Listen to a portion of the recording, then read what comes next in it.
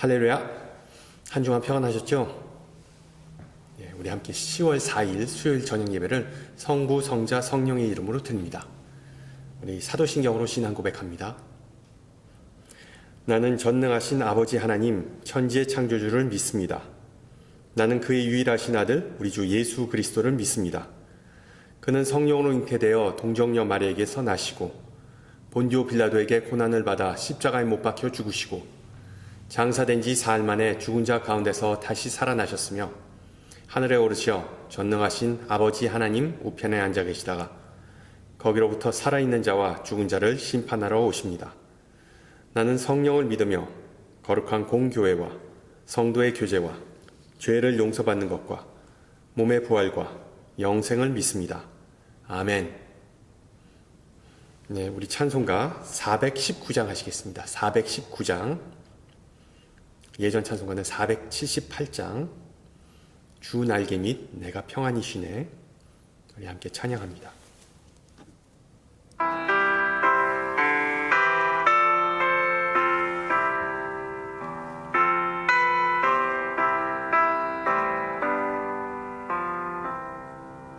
주 날개 및 내가 평안히 쉬네. 밤 깊고 비바람 불어쳐도 아버지께서 날 지켜주시니 거기서 편안히 쉬리로다. 주 날개 및 평안하다. 그 사랑 그늘 자니뇨. 주 날개 밑 내 쉬는 영혼 영원히 거기서 살리. 주 날개 밑 나의 피난처 되니 거기서 쉬기를 원하노라. 세상이 나를 위로치 못하나 거기서 평화를 누리로다. 주 날개 밑 평안하다. 그 사랑 그늘 자니뇨. 주 날개 밑 내 쉬는 영혼 영원히 거기서 살리.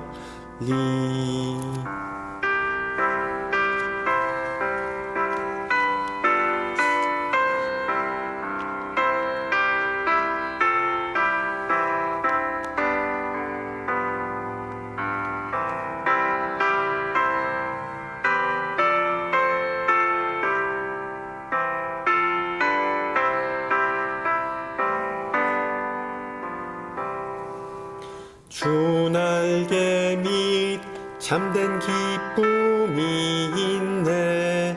고달픈 세상 길 가는 동안 나 거기 숨어 돌보심을 받고 영원한 안식을 얻으리라.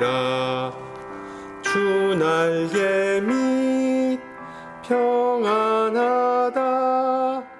그 사랑 그늘 자니뇨. 주 날개 밑 내 쉬는 영혼 영원히 거기서 살리.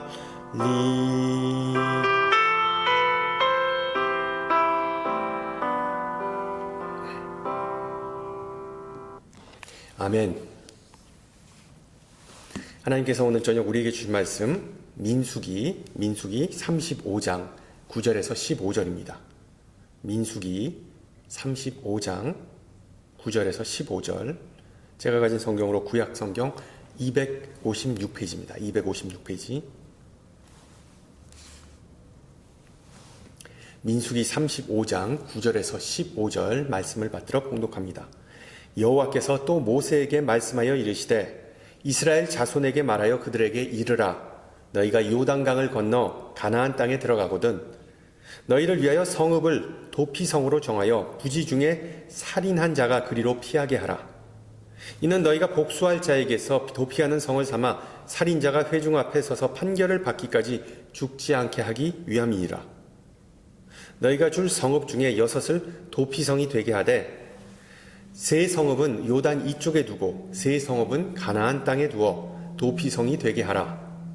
이 6성읍은 이스라엘 자손과 타국인과 이스라엘 중에 거류하는 자의 도피성이 되리니 부지 중에 살인한 모든 자가 그리로 도피할 수 있으리라. 아멘. 며칠 전에 교인 한 분을 만나서 얘기를 나눴습니다. 그분은 은퇴를 대비해서 버킷리스트를 작성하였는데 그 중에 하나는 커뮤니티 칼리지에서 ESL 수업을 듣는 것이랍니다. 그분은 이미 벌써 생활영어는 아무런 막힘없이 하시는데 왜 ESL 수업을 듣고자 하시는 걸까요? 이유인즉슨 자녀들과 2세 자녀들과 심도 있게 그리고 유창하게 영어로 대화를 하시고 싶다는 것이었습니다. 그 계획을 들은 자녀들은 그러면 아빠도 그렇게 노력을 하는데 자신들도 다시 한국어 수업을 들어서 아버지의 그 노력에 보답하겠다는 것이었습니다. 참 뜻깊고 아름다운 노력이 좋은 열매를 맺었으면 좋겠다라는 생각이 들었습니다. 한 언어를 심도 있게 배운다는 것, 특히 나이를 먹어서 외국어를 숙달하는 것은 결코 쉽지 않습니다. 그 문화와 정신을 또한 함께 배워야 하기 때문이죠. 우리가 성경을 읽는 것 또한 비슷합니다.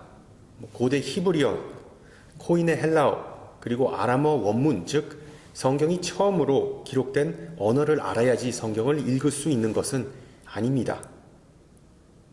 현재 지구상에 존재하는 대략 7천여 개의 언어 중에 이미 700여 개의 언어로 성경 전권이 번역되었기 때문이죠. 그리고 그 번역 작업은 아직도 진행 중입니다. 그러나 우리말로 번역된 성경, 한국어 성경을 읽는다는 것조차 타 문화를 접하는 흔하지 않는 그런 경험입니다. 실제로 성경에는 21세기 그리스도인들이 이해하기 힘든 전통이나 관습이 상당히 많습니다. 예를 들어 지난주에 말씀드렸듯이 구약시대의 예루살렘 성전은 예배당이라기보단 일종의 도축장이었습니다. 도축장.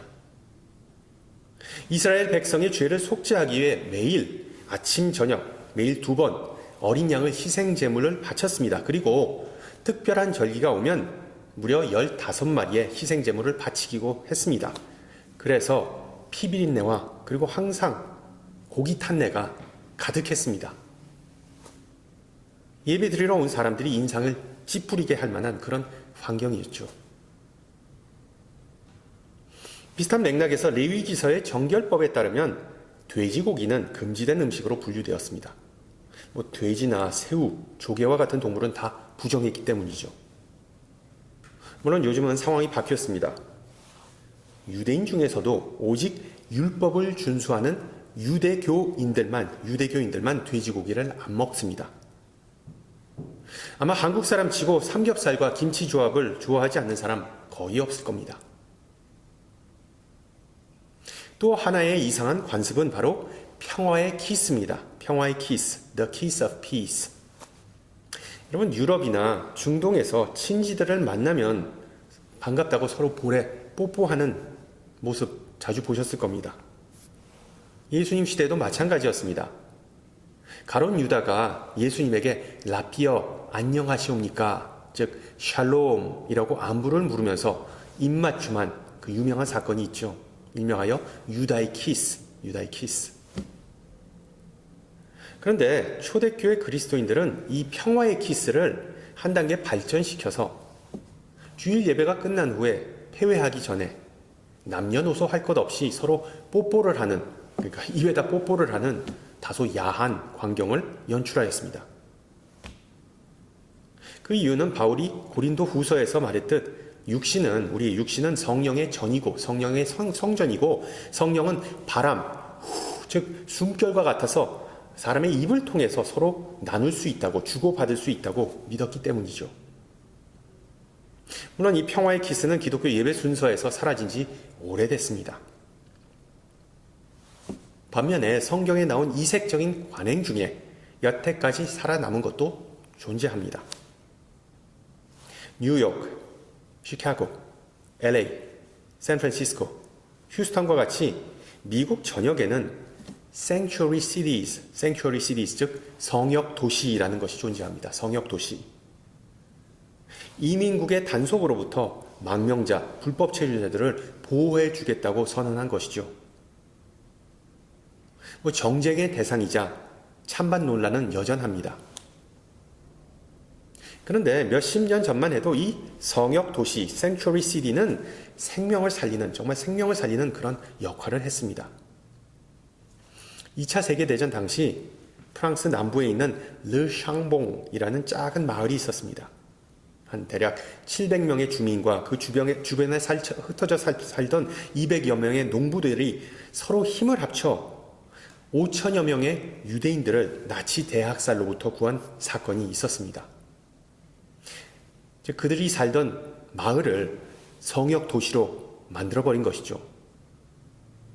이건 영화 쉰들러 리스트와 비슷한 실화입니다.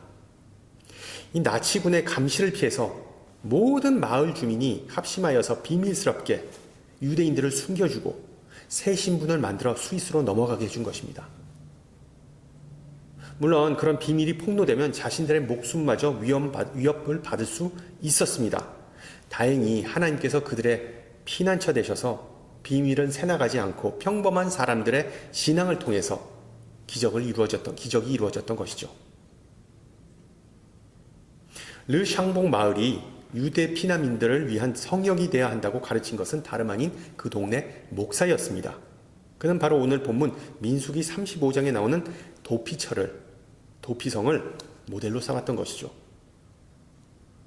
실제로 도피성의 핵심 메시지는 바로 은혜입니다. 은혜. 즉 하나님께서 모든 생명, 특히 곤경에 빠지고 소외된 자들의 생명을 존중하시고 사랑하신다는 내용입니다. 실제로 구약시대에는 죄인들의 인권을 보장해주는 두 개의 장소, 두 개의 영역이 있었는데 도피성과 제단이 바로 그것들이었습니다. 오늘 본문 15절을 다시 한번 읽겠습니다. 잘 들어보세요. 이 6 성읍은 이스라엘 자손과 타국인과 이스라엘 중에 거류하는 자의 도피성이 되리니 부지 중에 살인한 모든 자가 그리로 도피할 수 있으리라. 나중에 이 6 성읍 또는 도시의 이름이 여호수아서에 나옵니다. 게데스, 세겜, 헤브론, 골란, 길앗 라못, 그리고 베셀.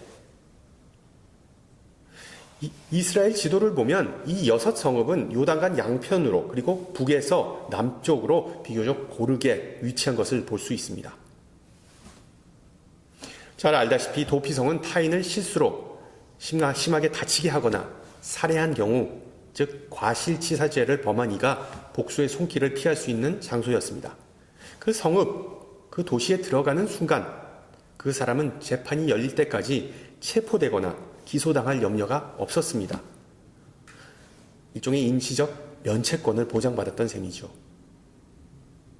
그 이유는 도피성에는 최고의 통치권자이자 재판관인 야훼 하나님이 계셨기 때문입니다. 따라서 도피성 내에서는 그 어떤 인간도 자신이 직접 법을 집행할 수 없었습니다. 도피성은 하나님의 관할이자 그곳에서 사법권은 오직 하나님에게만 있었습니다. 비슷한 맥락에서 죄의 유무를 떠나 피고의 신변이 보장받을 수 있는 또 다른 장소는 바로 제단이었습니다. 제단은 일종의 넓은 테이블, 넓은 탁자였습니다. 백성은 고기, 곡식, 빵과 같은 희생제물을 제단 위에 올려다 놓았습니다. 우리도 예배 시간에 헌금 바구니를 강대상 위에, 제단 위에 가져다 놓는 것과 비슷한 것이죠. 특히 복수하고자 하는 사람에게 쫓기는 자가 제단의 뿔을 손으로 잡기만 하면 그의 생명은 안전했습니다. 제단 네 귀퉁이에는 조각된 네 개의 뿔이 있었는데 바로 구원의 뿔이 그것이었습니다. 사무엘하 22장을 보면 다윗은 이렇게 찬양합니다. 내가 피할 나의 반석의 하나님이시오, 나의 방패시오, 나의 구원의 뿔이시오. 따라서 제단의 뿔을 붙잡는다는 것은 곧 구원을 의미했습니다. 그 이유는 바로 제단은 하나님께서 좌정하신 보좌, 왕자와 마찬가지였기 때문입니다. 제단은 하나님의 임재의 상징이었습니다. 그 제단은 바로 언약궤의 덮개인 속죄소와 마찬가지인 셈이었습니다. 특히 제단 주변에서는 그 어떤 폭력이나 복수 행위가 피를 흘림이 허락되지 않았습니다. 거룩하신 하나님께서 그 주변에서 살피셨기 때문이죠. 이 제단뿐만 아니라 제단 근처 또한 거룩한 곳으로 간주하였기에 그 주변에 있던 모든 이에게는 면책권이 주어졌습니다. 그 이유는 바로 제단은 하나님께서 사법부의 최고의 수장이라는 상징이었기 때문이죠. 여러분, 도피성과 그리고 이 제단은 서로 밀접한 관계가 있었습니다. 일반적으로 제사장들과 레위인들이 그 6개의 도피성에 나뉘어 흩어져 살았습니다. 그렇게 제단 또한 6개가 있었고 도피성 안에 아니면 근방에 멀지 않은 곳에, 도피성 멀지 않은 곳에 위치하였습니다. 이 6개의 도피성과 제단은 나중에 솔로몬 시대에 와서 예루살렘 성전과 언약궤의 원형이 되었죠. 또한 신약에 와서는 성전은 그 교회의 원형이 되었습니다. 자, 보면 이제 구약 시대로부터 현재까지 이어지는 어떤 흐름, 어떤 연관성이 드러나게 되죠. 현대 시대의 교회는 구약의 도피성과 성전과 같은 곳입니다. 즉, 교회는 하나님의 성결함을, 거룩함을 계승한 곳이죠. 물론 교회를 의미하는 헬라어 에클레시아는 특정한 건물이나 장소가 아니라 믿는 자들의 모임, 즉 회중을 뜻합니다. 따라서 사도신경에서 우리가 사용하는 거룩한 공교회라는 단어는 우리가 지금 예배하는 어떤 건물이나 장소가 거룩하다는 것이 아니라 하나님의 영이 믿는 자들 안에, 믿는 자들 가운데 거하시기 때문에 우리의 모임, 우리 예배하고자 하는 우리의 모임이 그 성격이 거룩하다는 의미입니다. 자, 그렇다면 하나님의 거룩함을 계승한 교회, 즉 성도의 모임에는 어떤 목적이 주어졌을까요? 우리의 신분에 걸맞는 삶의 방식은 과연 무엇일까요?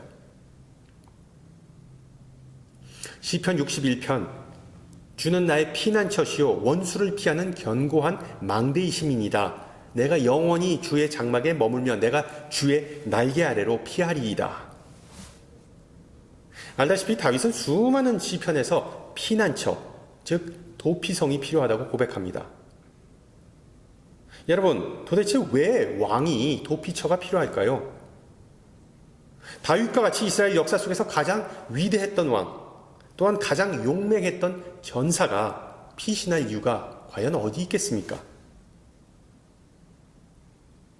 분명한 사실은 다윗과 같은 최고의 용사이자 권력자는 하나님 앞에서 자신의 연약함을 꺼리낌 없이 다 폭로한다는 것입니다. 절대 군주였던 그는 자기 자신을 구원하지 못하고 도피성으로 피신한 죄인처럼 하나님의 구원밖에 해답이 없다는 점을 반복해서 강구하고 그리고 또한 기도합니다. 왜일까요? 다윗이 염두에 둔 구원은 물리적 구원 또는 정치적 해방을 의미할 수 있겠죠. 알다시피 이스라엘 왕국은 지정학적 위치에 있었던지라, 아주 지정학적으로 중요한 위치에 있었던지라 호시탐탐 그곳을 노리고 있던 수많은 부족과 왕국, 강대국에 애굽과 메소포타미아 같은 그런 강대국에 에워싸여 있었습니다. 그러나 다윗은 그런 물리적 위협보다는 영적인 위협 때문에 하나님의 구원을 간구했던 것이죠. 자신의 죄와 세상에 만연한 악으로부터의 구원을 훨씬 더 중요하게 여겼습니다. 그의 최대의 오명이었던 밧세바 사건뿐만 아니라 다윗은 용사로서 전쟁터에서 수많은 사람을 죽였습니다. 그의 손에는 정말 피가 마를 날이 없었기에 하나님도 성전 건축을 다윗이 아닌 솔로몬에게 맡겼었던 것이죠. 다윗 그 자신도 이 사실을 잘 알았기에 틈만 나면 하나님 앞에 나와 사죄와 그리고 또한 간구의 기도를 올렸던 것입니다. 다윗이 피난처를 언급할 때마다 반석과 하나님의 장막을 또한 언급하는 것을 주목하시기 바랍니다. 반석 그리고 장막. 하나님을 반석으로 묘사하는 것은 물론 하나님의 어떤 신실함과 그리고 또한 견고함을 은유적으로 표현하는 것이기도 하지만 하나님의 물리적 임재, 즉 바위로 된 시온산 위에 지어진 예루살렘 성전을 가리키기도 하는 것입니다. 그래서 반석은 주로 예루살렘 성전, 시온산이라고 생각하시면 됩니다. 마찬가지로 주의 장막, Your tent는 광야의 이동식 예배처, 즉 성막을 암시하는 표현입니다. 따라서 다윗이 영적으로 수렁에 빠졌을 때 그는 성전과 성막을 의지한다고 고백하는 셈입니다. 알다시피 이 두 장소 모두 도피처이자 예배를 드리는 곳이었습니다. 다윗의 시편은 교회의 존재 목적을 잘 드러내기도 합니다. 도피성과 같이 교회는 어떤 이의 과거나 그의 배경이나 위치나 신앙과는 상관없이 그 사람을 무조건 반기고 맞이해야 한다는 것을 전해주고 있습니다. 교회에 들어오는 모든 이는 다 동등한 위치에 있습니다. 정죄하고 심판하고 용서할 수 있는 유일한 권한을 가진 지존자 하나님 앞에 다 서 있기 때문이죠. 종교개혁자 마틴 루터에 의하면 교회 혹은 성도는 의인이면서 동시에 죄인입니다. 의인이자 동시에 죄인. 예수님의 공의와 사랑 덕분에 우리는 죄의 사함을 받았습니다. 따라서 하나님을 예배하러 오는 그 모든 이는 그 누구도 정죄나 비판의 대상이 되면 안 됩니다. 왜냐하면 교회는 도피성이기 때문입니다. 우리 하나님은 인간 삶의 모든 영역을 다스리시는 분이십니다. 그러나 또한 교회는 하나님의 권한과 사법권이 더욱 절대적인 곳입니다. 따라서 그 누구든지 교회의 문턱에 발을 디디면 하나님은 온전한 면책권을 누릴 수 있는 그런 은혜가 주어지는 것입니다. 할렐루야. 물론 교회는 예배 공동체입니다. 예배 공동체. 교회는 그러나 주일 예배만을 드리는 곳이 아닙니다.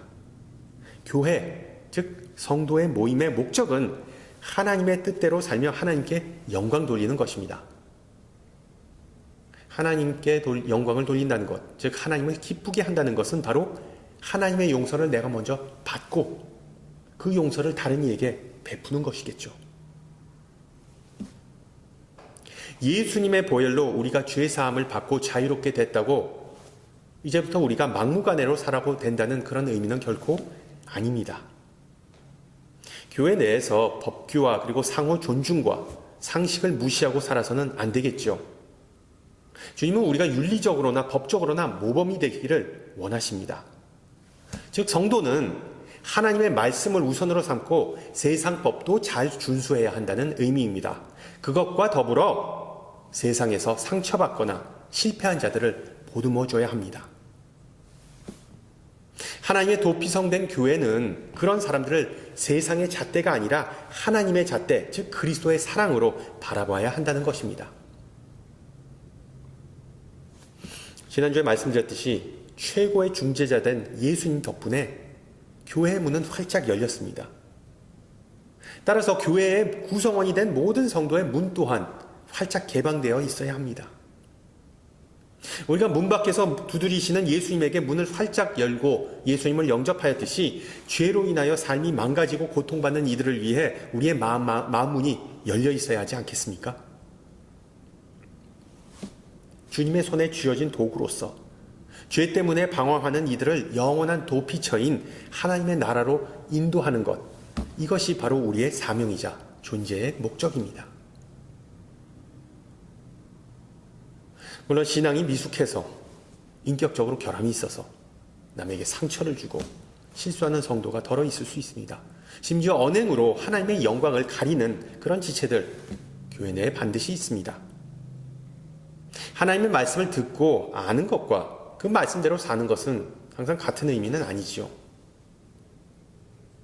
물론 내가 잘나거나 교만해서가 아니라 그 어떤 특정한 사람의 이름이 거론되면 다른 이들도 고개를 절레절레 하는 그런 상황에서 우리는 과연 어떻게 해야 할까요? 물론 우리 참아야 되겠죠. 예. 그러나 우리가 좀 생각을 해봅시다. 여러분, 교회를 노아의 방주라고 그럴 때 생각해 보십시오. 하나님은 노아와 그의 가족을 구원하시기 위해 방주를 제작하는 것뿐만 아니라 동물 한 쌍씩을 그 방주 안으로 들이라고 명령하셨습니다. 모든 살아있는 생물이니 그 중에는 순한 동물, 사나운 동물, 정결한 동물, 부정한 동물 다 섞여 있었습니다. 요즘 여행 대란과 그리고 오버부킹, 즉 초과 예약 때문에 항공사들이 승객에게 탑승을 거부한다는 뉴스 종종 들으셨을 겁니다. 분명히 비행기 표가 있고 탑승하는데 아무런 문제가 없는데도요, 비행기를 못하게 됩니다. 방주에 승선하기 위해 배표나 어떤 특별한 자격이 필요했던 것은 아닙니다. 여러분, 교회도 마찬가지죠. 교회의 유일한 머리이자 선장은 바로 예수님이십니다. 물이 너무 맑으면 큰 고기가 없다라는 속담이 있습니다. 교회라는 방주 안에 어떤 종류의 승객이 승선했든 방주 안이 좀 시끄럽고 복잡하고 냄새가 나도 방주 안에 있는 모든 생명체는 다 하나님의 거룩한 목적을 위해 사용된다는 사실을 기억하시기 바랍니다. 교회가 도피처라는 자아를 잃어버리거나 그 정체성이 희미해지는 경우에 이런 경우가 발생합니다. 복음주의 진영의 대표적 영성작가 필립 얀시는 What's so amazing about grace? 우리말로 놀라운 하나님의 은혜라는 책을 저술했습니다. 그 책에서 이 얀시는 시카고 슬럼가에서 밑바닥 인생을 대상으로 사역하는 친구의 간증을 이렇게 소개해주고 있습니다. 들어보세요. 창녀 하나가 나를 찾아왔네. 집도 없고 몸도 병든 데다 찢어지게 가난해서 2살 먹은 딸아이 하나 먹여 살릴 수 없는 처지였지. 울먹이며 하는 이야기가 2살 된 자기 딸을 변태 섹스를 밝히는 남자들한테 돈을 받고 팔아왔다는 거야. 딸의 몸을 1시간 팔면 자기가 하룻밤 버는 것보다 수입이 좋다나? 마약 살 돈을 대려면 어쩔 수 없다더군. 차마 듣기에도 끔찍한 이야기였네. 일단은 내게 법적인 책임이 생겼지. 목회자로서, 사역자로서 아동학대 사례는 무조건 신고하게 되었으니까. 그러나 나는 그녀에게 뭐라고 말해야 할지 모르겠더군. 교회에 가서 도움받아볼 생각은 안 해봤냐고 겨우 물어봤지. 그때 그 얼굴에 스쳐 지나가던 충격 어린 표정은 내 평생 잊지 못할 걸세. 교회요? 거긴 뭐하러 가요? 안 그래도 충분히 비참한데 거기 가면 그 사람들 때문에 더 비참해질 거예요. 그 친구의 이야기를 듣고 얀 씨는 이렇게 고백합니다. 이 창녀와 다를 바 없는 여자들이 예수님을 찾아왔다. 그들은 피에 달아나지 않았다. 자신이 비참할수록 예수님을 피난처로 삼았던 것이다. 교회는 이 은사를 잊어버린 것일까? 분명한 것은 예수님이 살아계실 당시 그분께 모여든 밑바닥 인생들이 지금 그분의 제자들에게는 더 이상 환영받지 못하고 있다는 것이다. 어찌된 일일까? 여러분에게는 피난처가 있으시죠? 많은 이에게 최고의 피난처는 바로 집입니다. 집. 특히 침실은 성소라고도 불립니다. 베드룸은 어떻게 보면 거룩한 영역이죠. 초대받아서 주인집 침실을 불쑥 열어보는 그런 것은 대단한 신뢰이죠. 정말 고된 일과 후에 침대에 누워서 릴렉스하고 그리고 마음의 평온을 찾는 침실은 최고의 성소이자 피난처입니다. 분명한 사실은 교회는 침실이 아닙니다. 편하기 위해 오는 곳이 아닙니다. 사적인 성소가 아니라, 사적인 성역이 아니라 공적인 도피성이 바로 교회입니다. 그리고 교회의 문은 항상 열려 있습니다. 다양한 사람이 교회를 찾아옵니다. 영적으로 건강한 사람, 신앙이 흔들리는 사람, 예수님을 깊이 알고자 하는 사람, 아니면 예수님과 아예 담쌓고 사는 사람 등등. 그 어떤 경우에도 그 누가 방문하더라도 로마서 15장을 기억하세요. 그리스도께서 우리를 받아 하나님께 영광을 돌리심과 같이 너희도 서로 받으라. 여러분, 받으라는 단어는 영어로 accept, 즉 환대하고 영접하라는 의미입니다. 여러분, 하나님은 저와 여러분, 즉 교회를 피난처가 되라고 부르셨습니다. 어떤 우리만의 사교 모임이 아닌 아무개, 죄인, 소외된 자, 여행객을 위해 문이 열린 성소가 되라고 부탁하셨습니다. 성소가 되기 위해서 먼저 성결한 삶을 살아야겠죠. 참된 성결은 일상으로부터 멀리 떨어진 것이 아닙니다. 세상으로부터의 단절을 의미하지 않습니다. 성결은 예수님께서 자신을 찾아온 무리를 보고 느꼈던 그 감정에서부터 출발합니다. 즉, 우리가 만나는 이들을 사랑으로 측은하게 여기면서 동시에 영원한 도피성인 하나님의 나라를 바라보면서 사는 것을 의미합니다. 초대교회 전승에 의하면 이 6개의 도피성으로 인도하는 길들은 아주 넓었다고 합니다. 또한 그 길에는 수많은 표지판들이 있었다고 합니다. 보통 우리는 좁은 문이 천국으로 가는 길, 그리고 넓은 문은 사망으로 가는 길로 알고 있는데 좀 이상하죠? 왜 그랬을까요? 그 길이 넓었던 이유는, 그 길에 수많은 표지판이 있었던 이유는 최대한 많은 사람이 하나님께로 가서 구원받는 것이라고 전해집니다. 우리가 예수님을 믿음으로 영접하고 우리의 마음 문을 열을 때 우리 개개인의 안전이나 웰빙을 걱정할 필요가 없습니다. 우리는 모두 지금 도피성으로 인도하는 그 넓은 길을 함께 걸어가고 있기 때문이죠. 그리고 그 길은 다름 아닌 예수님, 우리의 길이자 진리이자 생명이 되신 분입니다. 함께 기도합니다. 귀하신 주님, 오늘 저녁 주신 말씀을 통해 교회는 단지 피난처나 도피성이 아닌 하나님의 축복의 실체임을 일깨워 주심을 감사드립니다. 주님의 임재하심을 체험하고 성도가 자유롭게 즐겁게 모여 서로 용서하고 위로하고 격려하고 성령의 능력으로 하나 되는 곳이 교회임을 우리가 잠시 잊고 살았음을 고백합니다. 이 시간 우리의 마음이 성령님의 거처이자 성소로 거듭나기를 소망합니다. 성도의 모임인 우리 교회가 주님의 평화와 사랑이 넘치는 곳으로 세워지기를 기도합니다.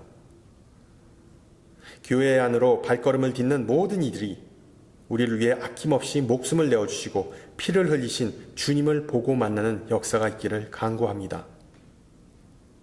주님, 비록 우리가 세상에서 방황하고 흔들릴지라도 주님의 날개 아래 머물면서 주님의 은혜로 날마다 살아감을 고백합니다.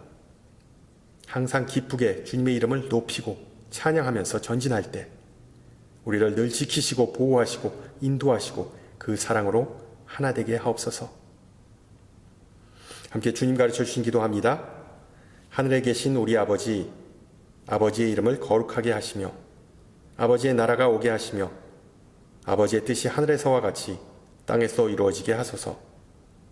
오늘 우리에게 일용할 양식을 주시고 우리가 우리에게 잘못한 사람을 용서하여 준 것 같이 우리 죄를 용서하여 주시고 우리를 시험에 빠지지 않게 하시고 악에서 구하소서.